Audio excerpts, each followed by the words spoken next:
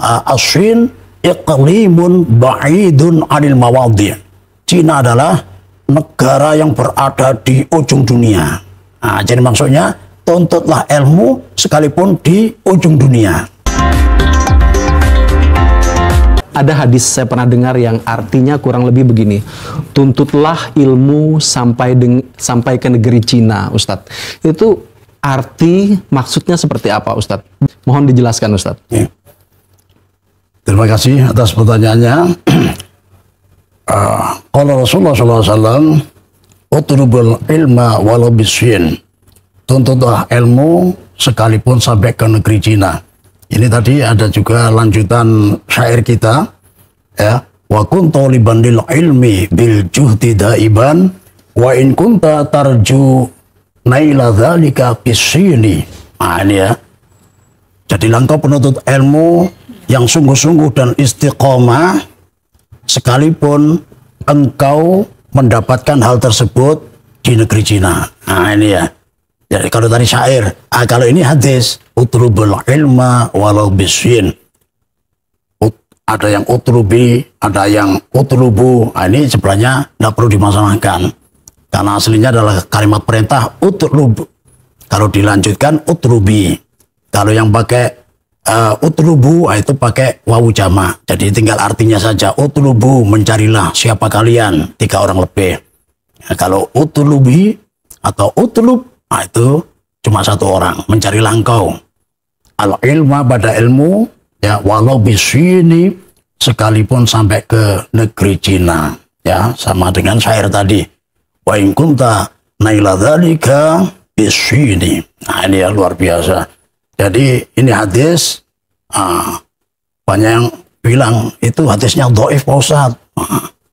Emang masalah bualo. Ya. Emang masalah gasan pian, ya.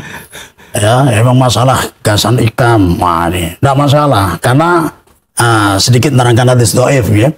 Hadis dhaif ini bisa diamalkan, ya, apabila memenuhi 5 syarat. Yang pertama, tidak ada hubungannya dengan akidah, maka hadis dhaif boleh. Yang kedua, tidak ada hubungannya dengan penetapan masalah halal dan haram.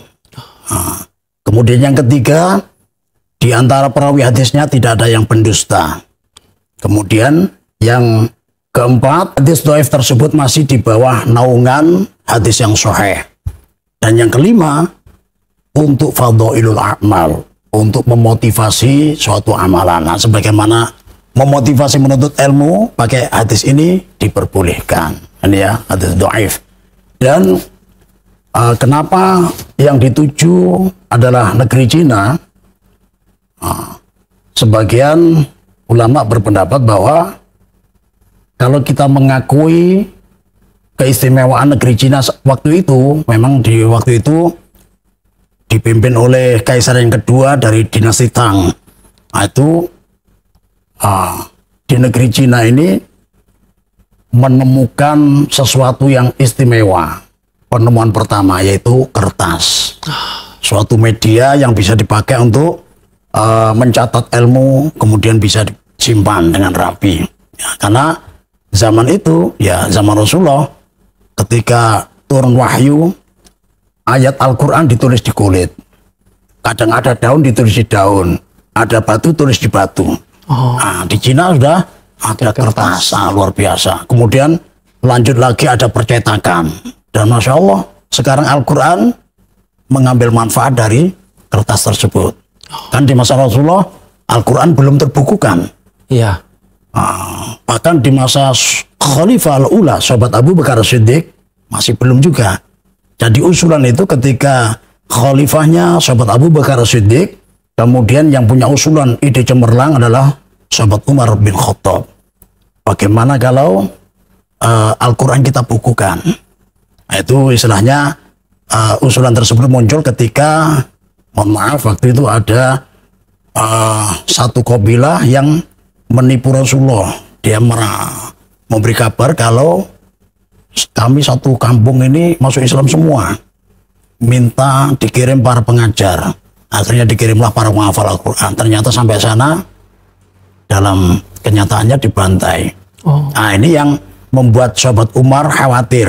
Bagaimana kalau kejadian seperti ini tidak hanya terjadi satu kali, beberapa kali. Khawatirnya para penghafal Al-Quran banyak yang meninggal dunia, terutama karena terbunuh.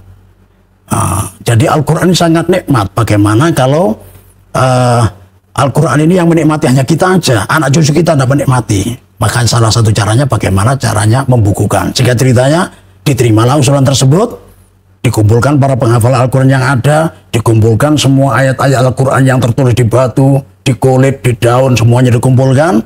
Akhirnya mulai pembukaan Al-Quran. Ternyata memerlukan waktu yang cukup lama. Di masa khalifah yang kedua, sahabat Umar bin Khattab radhiyallahu anhu ta'ala belum selesai. Selesainya ketika khalifah yang ketiga, yaitu sahabat Utsman bin Affan. Makanya mushafnya dinisbatkan ke sahabat Utsman, mushaf Utsmani, karena selesai pembukuan di masanya khalifah al-thalitsah sahabat Utsman bin Affan. Nah, ini dari kertas tadi, jadi salah satunya. Dan sekarang kita semuanya tahu ya, ujian CPNS juga pakai kertas dan seterusnya. Bahkan kesusahan para pedagang dulu kan dulu pakai emas ya, jadi bawa emas atau beli mata uangnya emas, khawatir hilang atau khawatir dirampok, maka minta tanda bukti semacam cek. Jadi cukup nyimpan kertas, jadi aman juga kertas. Akhirnya uangnya dicarikan ganti yang sebagai ganti mirip seperti cek tapi lebih mudah lagi. Akhirnya sekarang jadi uang kertas. Jadi dari kertas itu salah satunya. Akan tetapi pendapat ulama yang lebih banyak disetujui adalah Cina ini yang dimaksud bukan negerinya, tapi Cina ini yang dimaksud adalah As-Sin iqlimun ba'idun 'anil mawadhi'. Cina adalah negara yang berada di ujung dunia. Jadi maksudnya tuntutlah ilmu sekalipun di ujung dunia. Jadi bukan tertentu negerinya. Itu sebagian, masih perbedaan pendapat ulama. Tapi yang lebih sesuai tadi itu, dalam artian kita menuntut ilmu ya, dianjurkan ya, semangat sekalipun di ujung dunia. Bagaimana dengan kita sekarang ya, alhamdulillah kita cari ilmu tidak perlu jauh-jauh ya, di tempat kita sangat banyak. Di Kalimantan Timur, kita di Samarinda, maksudnya yang jauh aja diwajibkan mencari, diwajibkan untuk menuntut ilmu. Bagaimana dengan jarak yang sangat dekat ya, istilahnya masih satu kota, bahkan masih satu RT ya. Nah itu, jadi intinya lebih wajib lagi.